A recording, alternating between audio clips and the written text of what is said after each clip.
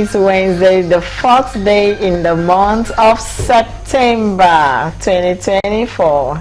Welcome to the first Wednesday in the month and in this last quarter of the year. My message to you this morning is clearly stated: hang in there. No matter what you're going through right now at the moment, hang in there, because your mental health is very important. Protect it, guide it with everything. Forget the fear crisis, forget the hike in transportation and everything. Just protect your mental health. Check up on your loved ones. My name is Princess Joy Eyo Abu, and this is Family and Value on Galaxy Television, where we are reaching out for the stars. We are streaming across all our social media platforms. Download our Galaxy mobile app so that you can watch us on the go. Join us on Facebook. Turn on your Facebook, X, and YouTube notifications so that you know when it's time for Family and Values. If this is the first time you're just seeing our faces, Family and Values is a show where we talk about everything that has to do with family. Yes, you know, I used to say your family, my family, people around you, the society at large. Everyone is a product of a family, and so we have our conversations ranging from relationships to marriage to courtship to general conversations to how the kids are faring to your health. Yes, because your health is very, very important, especially at this moment and with what is happening in the society right now. You need to protect your health. That's what Family and Values is all about. And of course, we want you to tell a friend to tell another friend that yes, it's time for that family and value conversation. Today promises to be another one where we'll take you through another dimension. And yes, don't worry yourself, you would not regret us on the show this morning. Well, for those of you that know, I'm not always on the show alone, because I have my beautiful Mama Jenzi Olori in the building. Of course, she is in the studio right now, smiling. When I asked her a question, she just went, see me this morning, I am not just, what is happening around is just putting me off. But hey, welcome to the show. Yes, it's our fellowship. Good morning. A beautiful morning to you, Joy. How are you? I'm fine. Very well. You see, there are some stages in life when you see someone who has always been on the lighter mode, free of life and everything, and suddenly you're just seeing the person just becoming a little bit of quiet and cold. Watch out. Yeah, watch out. It's a sign. Watch out. It's a sign for you to watch out on that person. Watch out on things around us, around me, around you, around all of us out there. It's time for us to watch out. Yoruba people, I always love to do proverbs. You know, said what the elder sees when he's sitting down. Even if stand the tallest tree, you can't see. No matter how light you are, you can't see. You can't see. And many questions need to be asked. Well, first of all, you need to know that grace makes sense. Grace makes sense of our past and bring peace today. That is grace. Grace makes sense of our past and bring peace of today. You know, bring peace for today and create a vision for tomorrow. The same thing applies to gratitude. It actually makes sense out of our past and try as much as possible to bring peace for our today and create a vision for tomorrow. So in what area have you not been showing gratitude? I'm alive. Thank God, I can speak, I can hear, I can see, I can still move around. Even if the fuel hike is price we are moving around. You know, not making it look sad for people, making it look like, are we still here? Are we still here to make, our children are resuming next week. What are the fathers out there on the seat of power? What are they doing? It's time the mothers out there who are also in that seat of power, you know, what are we doing? It's high time we try to wait. Yeah, many of us will say, we have grown-ups, but don't forget, those grown-ups, they may not be teenagers, they may be youths, they may be married, they have children, they will get married. What are we doing? It's time we ask ourselves. The purpose why we're on those seats is for us to make a change, a renewed hope, a renewed society, a renewed vision, a renewed whatever it is. But I want to believe it's a renewed positive vibe into the lives of people we call our subordinates. We want to be leaders over. So if they're not smiling, if they're not happy, if we are not putting money in their pockets, and yet we find it difficult to deliver certain things that is their first primary, benefit that we are on set. So it's time for us to take a brace. It's time for us to readjust ourselves. Just like I'm adjusting myself now. It's time for us to do that anywhere we are. But we need fuel, we need electricity, we need good education, we need good roads, we need all those things. And God will help you. We are praying for you. And those who are cursing are cursing. But I want to believe that some of us are praying. And we pray God, in His infinite mercy, will find a solution to whatever it is. Because getting here this morning was not a joke. That's just me. Imagine someone coming from Ayobo, someone coming from Ikorodu, someone coming from all the way from Sango, or coming from Abule Egba, coming from different area all over Lagos to my own. I'm talking about my own. We are not talking about people that take 4 or 5 vehicles to get to where they will eat, where they will make a sense of livelihood. God will help us. This is family and value, so we need to. This is the first primary, responsibility. The family comprises of the father, who is the head of the family, the mother, the children, the son, the daughter, the babies, the newborns, those who are still inside the womb. God will help us. Our children are resuming next week. Something needs to be done, and we need to do it as quickly as possible. My name is Remain Olori Adejoke Atunbi David. My friends call me Olori AJ. Welcome to the show. And don't forget, you can join us on our national digitalized station, which is 741. You can always download the AVO app. You will definitely find Galaxy TV there. Also on O Prime. We are always there. So we are always on the move. If you are still in the bus, you can still join us wherever you're, on Facebook, on Instagram, and we are still very much here. So let's take this ride together as Joy. Yeah, so this morning, why come in and I guess sent in a message and said, oh, she actually called me. And this is one person that always be on time. No matter, even I remember when there was still first custody at the point, she would definitely make her. So for her to call and tell me I can't come into the studio, I will join via Zoom. I knew it had gotten to that point that yes, this is it. So my fear is just next week's school resumption. Today I paid double what I used to pay from Ayobo down here, and it's not an easy thing. And the road is free. The road is free, on key, but the few ones on the road have taken the transport fare to another thing. And you can imagine a lady saying, "This is not what I planned." Yes, this is not what I planned. We had to add up just to make it up for her. Yeah, when you had 70% to 60% of the normal fare. Of the normal fare. It's really ridiculous. It's really crazy. Okay, anyway, away from fuel crisis, let's go into the business of the day. Yes, our conversation for today. Let's go on our mini feature because our guest is already standby to join us via Zoom. Don't go anywhere.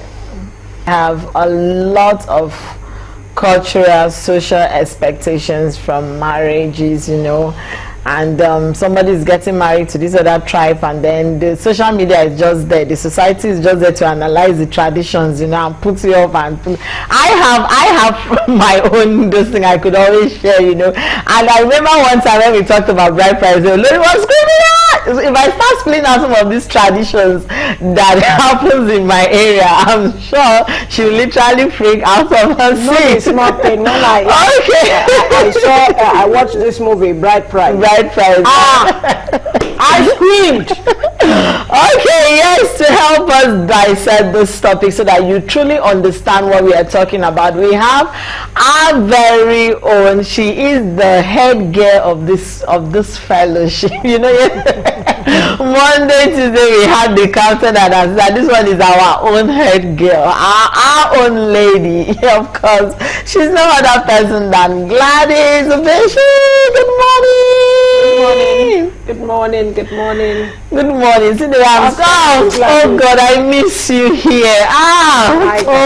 Look at beauty now. Look at how the screen is just radiating. You are becoming a first. Hey. One of the ministerial. No. From the screen, just imagine the glow. We'll try and push her for minister for enjoyment. No. If you want to give her minister for humanitarian affairs, so that all those poverty areas, family will be. Oh, that family is humanitarian now. She will do the humanitarian work. That will be very beautiful. Good morning. Good to see you. Okay, for those of you that don't know, she is the president of Obishelen Ministries. She's into single and married. Of course, you know, she has all of them. She brings them and say, come, let's have this conversation. Let's talk. This is your glow. Please let me not look at you again so that I don't feel like, you know, I was already getting angry. Look at us in between. You know, I came, you know, now you saw my mood, but the moment she just popped on the screen, smile. The glow in me just. No, don't worry. We are not thinking about the fuel until after this. We are not. See your face alone. No. This kind of laughter. Okay, good morning. Welcome to the show. And now we are talking about culture, marriage, social expectations. I know it's nothing new to you, you know, but for some people who definitely have one or two reasons to always place culture, tradition, everything together, I want us to really talk about it. Now my question to you is and it's very simple. I'm talking of how has culture influenced the beliefs of marriages generally? How has cultural thoughts about, you know, people will say, I want to marry from this place. Hey, these people and the way they behave. But how has culture generally influenced the belief of marriages? Good morning, Olori Jade. Good morning, Joy, my darling sister. God bless you, ma'am. It's good to be here. Good to be here. Sorry I couldn't come in live. It is well, but glad we have the Zoom platform. Thank God for social media. It's good. And then to all my fellow Nigerians, it is well. It is well. It is well.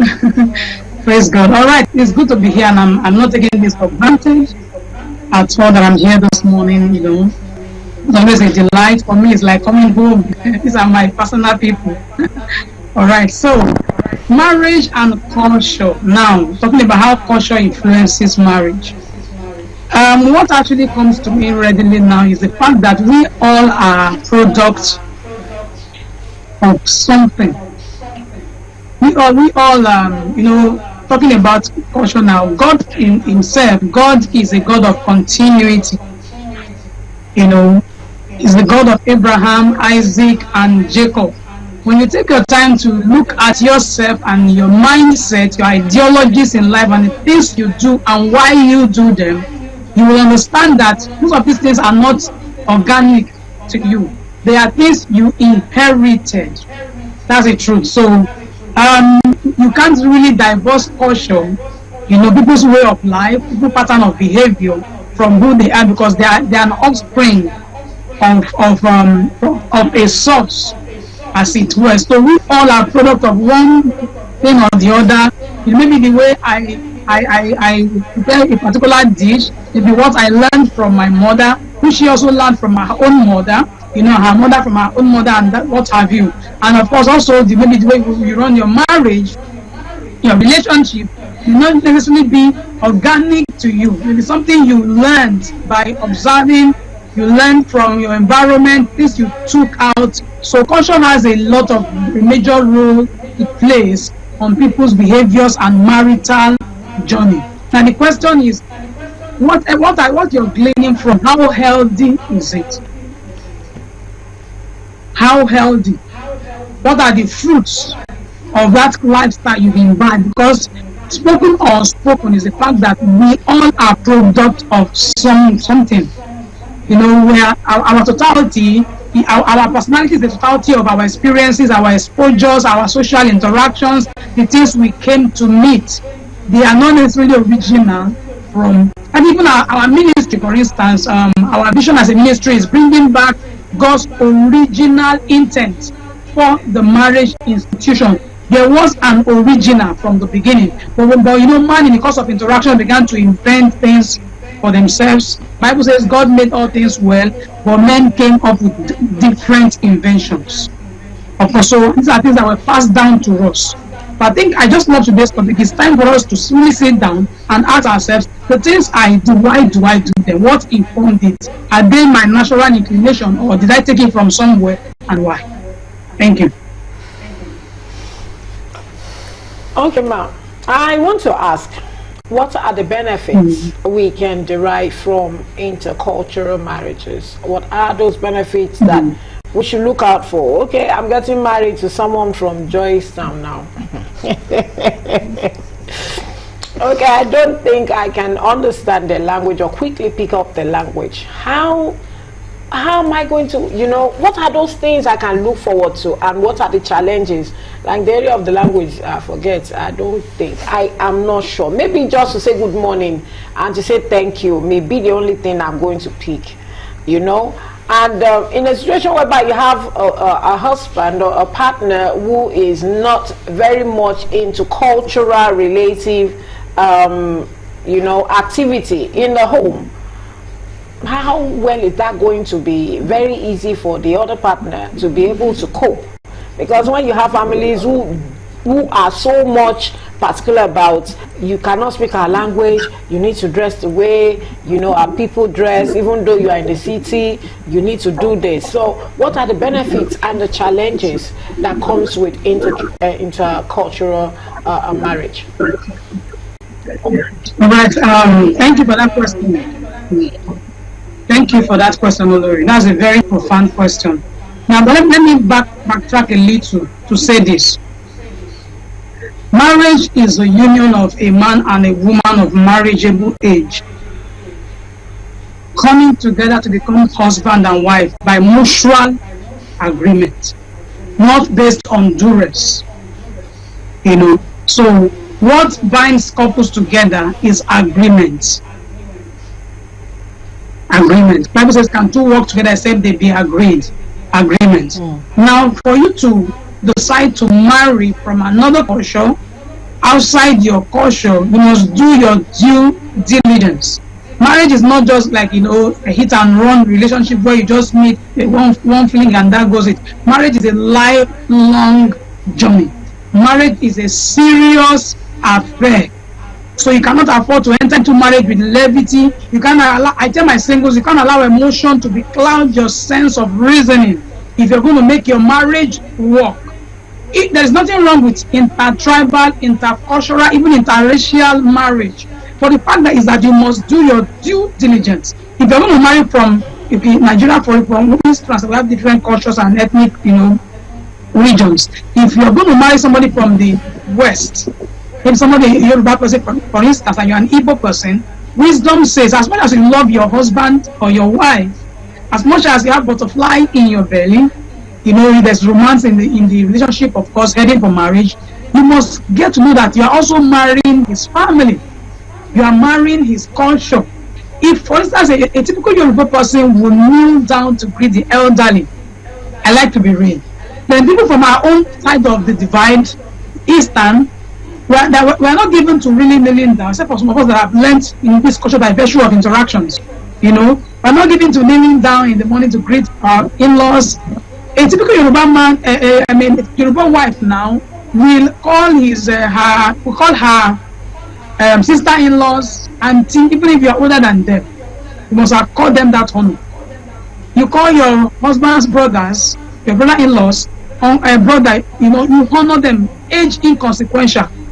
So if you have challenge with that aspect of respect because of their own culture, then please wait. Don't marry yet.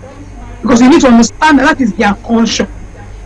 Now, one thing again I see also, I'm backtracking now, I see also is this, talking about, you know, after birth care, we call it Omugbo, all right? In the Igbo culture, when a woman puts to bed, her mother comes home to take care of the baby and her own daughter to help them through that period. But I also observed that in Yoruba,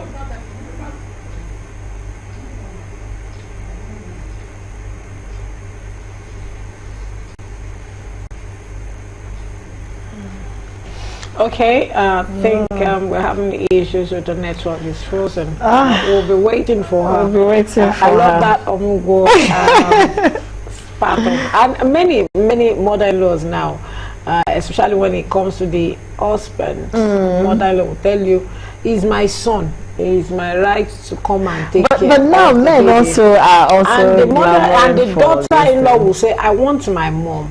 Now, I believe the reason why the daughter-in-law will always want that, those are the very, very peculiar reason, is that she is my mom. Whatever she does, I will still take it.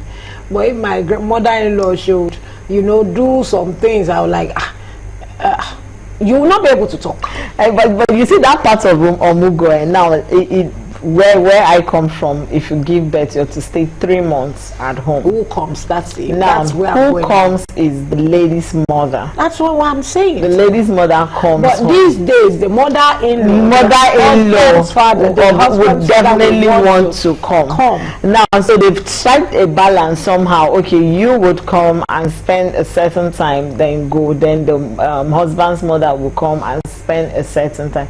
But ideally, in my area, it is the mother, the mother That's of the way it's supposed that's to be. It's come. not the. Because what are you now, husband's mother? What are you coming to The come and do? 21st century kind of. Now, even fathers too want to do Omugbo. That is if it's Obodoyibo. No. You know the reason why. Now, if you're like in the eastern part, if you're going for Omugbo, you're 3 months away from your home. So let's assume you're the first wife, the only wife your husband married. You're leaving him for 3 months.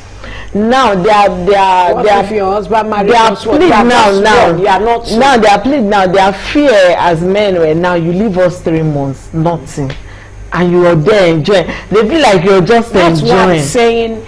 3 months. What if that you are the only wife to your husband? The only wife.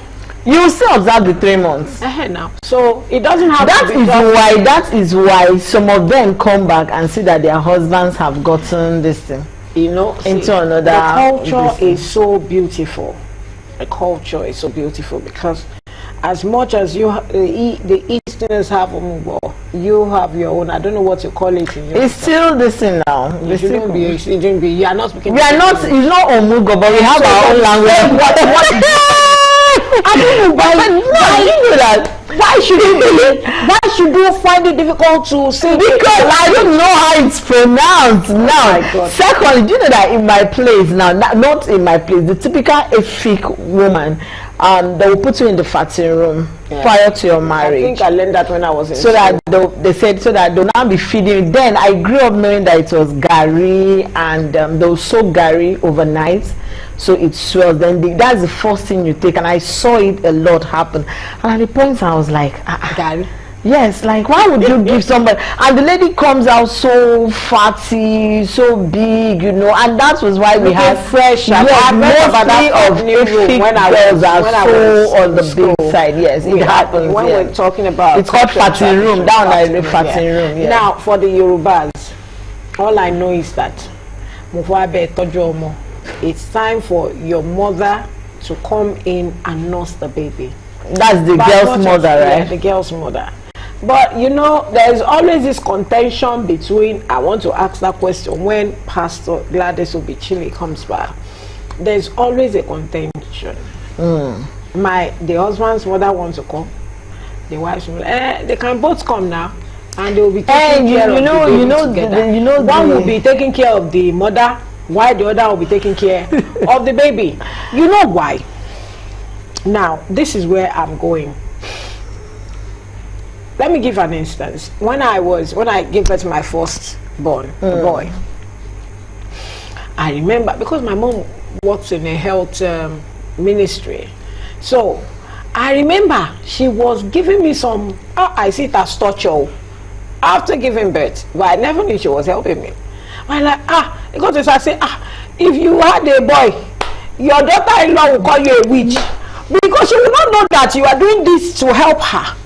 If me, your daughter, I'm going through the, I thought she was using the hot water now to massage, to do all that. So, it got to a stage that I was like, your daughter-in-law would think you're a witch. You are purposely doing it to, and to me, I feel like, is it this bad? It's just the first one. So if you don't hit your body very well, you know what? And the mother-in-law who is the husband, mother, who is trying to do that for the daughter-in-law. The daughter-in-law will think she's being wicked. Now she's not being considerate. You know what? Now this is my mom. You know what? I'm complaining. In the parts in my area where we come from, we are used to this. I remember when I gave birth to my daughter. I'm not joking. The water was direct from the fire to the bucket. Continue.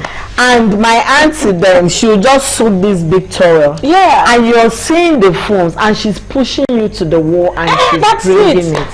So I remember I screamed, but then I was just see chunks of blood dropping out. But what I'm talking about, I understand now. The daughter-in-law will now be feeling like you're doing it purposely. You're being wicked. You're being wicked. You're being mean. So I think, as much as the mother, the husband's mom wants to also rejoice and also take care of this newborn joy that is being added to the family, they should try and always seek to, manage the timing. You come one and the other. Just say it. But if they have a big house, why can't they? If it is a typical woman, she tell you she do her complete 3 months. Okay, let's go on now and listen to our vox pop. We'll be right back. Hopefully when we are back, Pastor Gladys network should be back also with us. Don't go anywhere. Yeah, I can. As a matter of fact, I'm married to a lady from another tribe. I'm Yoruba. I'm married to an Igbo woman, or as they like to put it, a Delta Igbo woman. I don't know. I don't think there's any reason in particular. It's where their heart led me.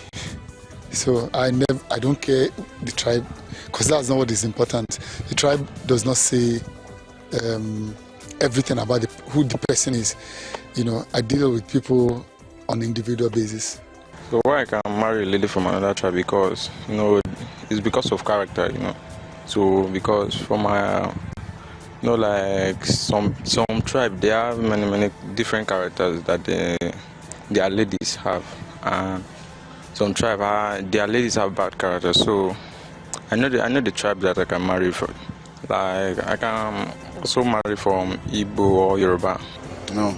The reason is that, another tribe, they will be maybe demanding for another, they have their own lifestyle, and it can be different from my own tribe. So that is why I don't like to marry from another tribe. I prefer maybe my own tribe. Welcome back. Yes, we're told our beautiful Pastor Gladys is back here with us, and that was our vox pop. Somebody said the way their tribe would do things, but we didn't have a lady in that vox pop to balance the equation, But then that coming from the men, they are the ones that are going to marry, so it's important to ask them. We hear them. Let's hear what they have to say. Welcome, Pastor. Hello. So glad. Yes. Welcome back. Now, because of our time, we are really going to rush. We had a lot of questions for you, but our network is playing funny. From the vox pop, of course, listen to what somebody there was saying, that we're not married from that tribe. The way that tribe they behave, the lifestyle is different. But my question is, how do couples manage and maintain culture, tradition, and still respect their individualities? Now, I'm married to a Yoruba man. I respect their culture. I respect their tradition. My own individuality from where I'm coming from. How do I manage and maintain all of that to have a peaceful marriage? Okay, thank you. Can you hear me now? Can you hear me? Hello. Can you hear me? Did you? Okay. So now my question is, how do couples maintain and manage culture and tradition and still respect individualities? Now, I gave an instance. I'm married to a Yoruba man. I love and respect their culture, but I still want to maintain my own individuality from where I'm coming from. How do I manage all of that in that marriage to make it have a balance? All right, thank you. Hope you can hear me now.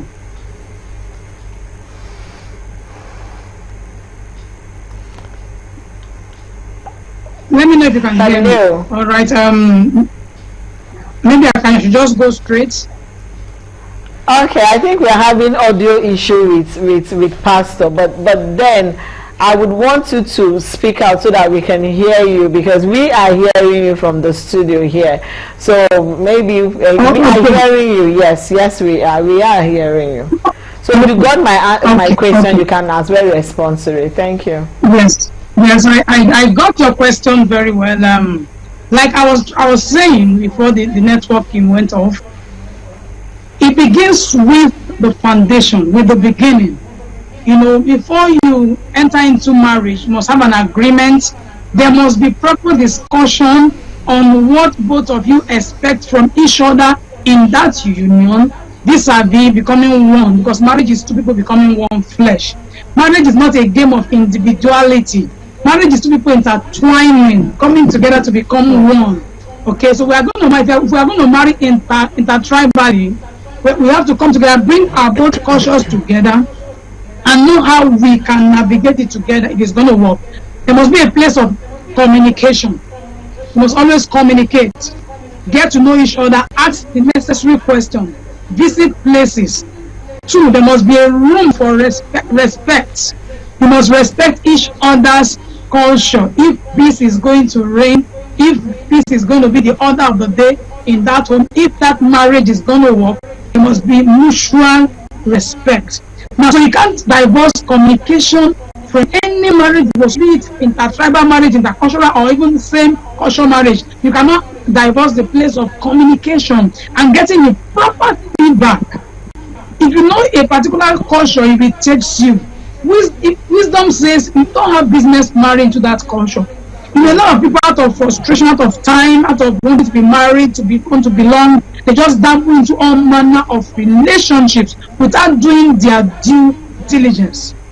Now, for instance, I have somebody I know that doesn't like fish, and his wife likes fish. In fact, for her, fish is it, but for him, he doesn't like fish. All right, they both had to come and agree. Okay, if I'm going to do fish in this house, fry it. I don't like the smell of fish, but if you can fry it, I can eat it. That's because they came and met. There was a consensus, a meeting of mind. Marriage is about agreement. Once there is disagreement and it becomes the order, then there will be chaos in that union. So you are married from any culture. In fact, like the question already asked earlier before the network went off, there are so many benefits to derive from different cultures. You know, marrying into different cultures, you have vast of experiences, vast of knowledge, of exposure, and what have you. Even among your tribe, your own tribe, there are also different ethnic groups, different cultures, different ways of life. There are many Igbos, but different culture. There are many Yorubas, different culture, different way of life. Even among the same language speaking people, even the Hausas, there are different cultures. So our culture varies from one place to the other. And of course, individuals to have their personal principles and value, which should also be respected. All right, if the marriage is going to work, the two must come together and agree. don't just go beyond just maybe the looks or just the feelings, because at time will come, feelings will wane, the couple will grow old, the things that used to scintillate you, attract you may even dwindle. Will you still keep going? Will you still make the marriage work? That's why it's good to lay a positive foundation. Discuss everything. Somebody will say, pour everything down and pick it. Discuss everything. You're talking about your life, your destiny. So you can't treat it with levity by entering into any marriage. Anyone that says hello to you, you marry. No. You must do your due diligence. It's very key if your marriage must work. And I tell you, intercultural marriage is still a beautiful one. There's nothing wrong with it. There's so much rich experience, rich knowledge, a lot of things you're going to be exposed to beyond just being in a particular place as it were. Thank you. Thank you very much, Pastor. I want to find out, how can this same couple manage the expectations they are to receive or get from their family, from their friends, from the society at large? And in the process of trying to manage these expectations, can there be drawbacks that can make them to feel like I need to conform to these certain societal expectations? Can you help us with any of this, the drawbacks that need to conform to, and the managing the expectations from their families, their friends, their loved ones, their in-laws, everyone around them? There's two questions. Can you help us before our time runs out? Talking about expectations, there will always be expectations from people, relatives, people in your environment, people mental expectations, But marriage is a union of two becoming one. What works for you? Because you can't really please everybody. Trying to meet up to please this person's expectation, to be in this person's good book, to lash on, to match up, you'll be depressed. So one of the drawbacks is you'll be depressed, you'll be stressed. Marriage will become a burden to you. Two of you need to come together and agree on what you want. You are the one in the boat. So he that wears the shoe knows where it pinches. You are the major players in your union. Forget expectations. In our union, we must learn to guide our sanity. We must learn to also draw boundary. Thank God for the extended families and friends and what have you. I know a story of a lady that wanted to get married. Let me just quickly chip this in. She wanted to get married and she began to selling her ashwabi to people around her wedding. My wedding is coming close, but to buy this from him, support our wedding, blah blah blah. And then when signals came that, girl, you are entering into a wrong hand, you are making a very big mistake marrying this person, revelations came and what have you. You know what she said? She said, but I've sold ashwabi. What will people say? People are expecting me to be married. What will my family say? What will my friends and loved ones say? What will she gave me the excuses. She ignored her own future, her own sanity, her rest, and was trying to meet up with people's expectation. And guess what? Her guess is as good as mine. The marriage ended up in a mess. And what, she didn't die along the line. So wise man said, in a broken engagement, it's far better than divorce. So of course there will be expectations, but how healthy are those expectations? Marriage is for the matured. Marriage is not boy meets girl, girl love boys and they marry and start making babies. Marriage is a serious business. So you must sit down, count the cost. The Bible says before a man builds his house, he must first sit down and count the cost. Will I be able to complete this when I start it? Because people will always say, there will always be naysayers. No matter how well, as beautiful as Olori is looking this morning and it's a joy, well dressed with Angele, some people will still criticize that. You cannot please people. That's the truth. You can't please people. So you have to lower your expectations and do what works for you. Do what works for you. I remember in a culture I know, they will tell us, we don't marry from that tribe. be married among her own tribe, and then this person meets somebody he or she loves to marry, and because he wants to please somebody else, you now share what gives you peace of mind because you want to please somebody. Your marriage is about you under God. Under God. Wow. And when anything goes wrong, when that lady's marriage broke, everybody gives her a year for everybody avoided her, deserted her. She was the one that was bearing the brunt, but for mercy. So marriage is a serious business. We can't treat with levity because of people's culture, expectations, people's mindset of views to life. No. What works for you, pursue it. And then keep communicating. Before I let you go, I want you to give your final word on this, especially the fear of, if I marry from this tribe, they are going to treat me like this. I know of somebody that actually lost genuine love simply because the family just said, this tribe, their way of eating is different from ours, so let us don't marry them. And that was how she lost someone that she genuinely loved. So how do we have a lot of them out there, I know someone that says, I would have married this person, but because he's from this tribe, that is why I'm not married. Some of them say, oh, the way they speak, the way they are tongue, and that is it. And then the social expectation of what will people say? Finally, you're marrying one Fulani, one Aboki, all these silly things, they bring it up and all of that. So your final word as we round up the show, Justin, 60 seconds if you can do that for us. And I will let your beautiful face go.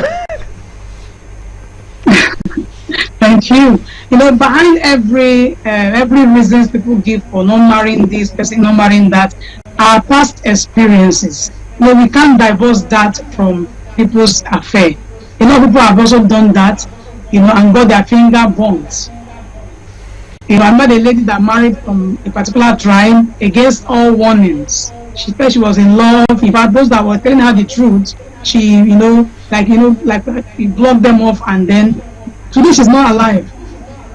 As promising as she was, she's not alive today to tell the story because she became, a shadow of herself, and then from there she passed because she married from that culture, and the person she was into didn't really reveal who he was. But people outside saw, they saw the map of who he is, but she was beclouded by her emotions. So we can't really divorce the reasons people give for not marrying into certain cultures. But be it as it may, all right, who I have come to address are the parties involved. And as the minister of the gospel that I am, you must sit down with God and have a conversation with God. Ask God questions. Allow God to lead you. Emotions cannot keep marriage. When somebody comes into your life and begin to give you gifts, be there for you, pick your calls, know your love language, speak your love language, and then you fall head over heels in love with him. It's possible. But you must allow God to, and then after being married, they begin to show their true color. The same way, a lady will come to marry a guy, she'll come around, she'll take care of the family, buy gifts, sweep the house for the parents, run house chores, behave, say the right thing at the right time, just to enter. And then when she finally comes to the family, she now reveals the wolf that she is. So behind every reason people give, there are things that matters. But what I'm saying is that you as a person, sit down with God. You can't meet somebody on the street today and say I will marry. Sit down with God, ask questions. Put a premium on your life, on your destiny. Your future is great. God has great plans for you. So you can't trash it. You can't trash it. You must be diligent. You must go the extra mile, ask questions. You must pray. You cannot divorce prayer from your marital journey. God may choose your husband or wife to be from Kafanshan in Kaduna. Yeah, and if you miss him or her, maybe you have missed destiny. They will not miss God. That's why we must sit down with God. Knows the end from the beginning. There are couples even that their parents will tell them, you can't marry this particular lady because she's from this tribe and they are known for this. Well, that lady is the man's help of destiny. What do you do? Once you know that God is the one leading you and helping you, don't be quiet with your parents and then go and pray. Father, if you're the one leading into this union, touch my parent. But the king's heart is in God's heart. And with time, the parents will change their mind. I'm telling you what I know experientially. Alright, so pray. Ask questions. Sit down with God. Don't leave your marriage to chance. It matters. And marriage is not not for you just to tolerate. All of you must be into it. Your mind, your emotion, your will must be involved. You can't treat it with love because it is you. You are very important to God. You matter, and nothing must happen to you. So you must do your due diligence to make that marriage work. Thank you. Okay, do your due diligence. Pray, seek God's face. Sit down, ponder on it. Thank you so very much, Pastor Mrs. Gladys. Thank you. Obichile. She is the woman behind the Obichile Group Prayer Ministries, and it's so good to have you this morning. Thank you so much. Thank you for bringing some sunshine, with this your face. The bride. We are seeing the bride. They will see the brighter Nigeria in you. Thank you very much. Thank you so very much. Very soon we'll have you here on this side. I know. Trust. She was here. Can you imagine? So not to this one there. When she called me, I said no. This one pass headgear level. This one is national disaster. This one not be natural disaster, not national disaster. I mean this one headgear. No. This one. Thank you so much. Thank you, Mary. I appreciate it.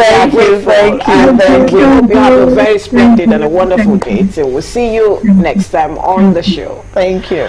Okay, so we've been discussing marriage, cultural tradition, everything that has to do with marriage on a larger scale. Of course, 1 hour or 45 minutes is not enough to discuss this kind of topic. So there will always be another time for us to bring in something that will also be in that perspective, in that regard, and will also shed more light on it with our guests. I want to say happy birthday to Benson and Jesse Igori. Benson and Jesse Igori from Good News. Happy birthday, father and son, as you had another year. Father and son. You can imagine, I was like, did you pinch yourself to give birth to that boy birthday? Husband's birthday. But to the glory of God, they had another year. And so everyone who's celebrating today, wish you happy birthday and anniversaries. We wish you all the very best, that God will continue to top up with new wines, your home, your marriage, and good news will continue to come out from every area of your life. On that note, my name is Irene David. Don't forget, gratitude is something from our past, today, and also is creating another atmosphere for us tomorrow. See you tomorrow. Bye for now. Okay, yes, before we round up, talking about birthday, my little girl emailed that clock 5 years today. Wow. All the way in UK, I'm celebrating you. I'm sending my love to you. Auntie loves you. We love you. 5 years, happy birthday to you.